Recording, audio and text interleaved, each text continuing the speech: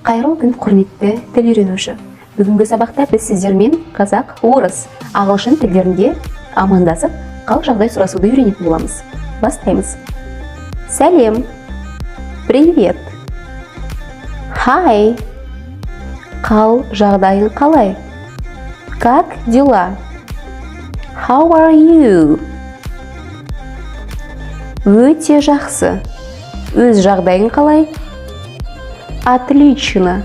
Как у тебя дела? Excellent.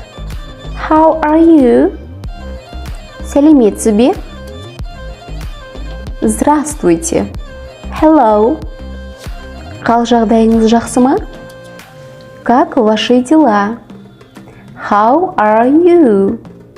Жақсы, рахмет. Өз жағдайыңыз қалай? Хорошо, спасибо. Как у вас? Fine. Thank you so much. What about you? Достар, бүгінгі шағын мағлұмат ұнаған болса, келесі сабақты күтіңіздер. Және лайк басып, комментарий жазуды ұмытпаңыздар. До свидания. Сау болыңыздар. Bye-bye.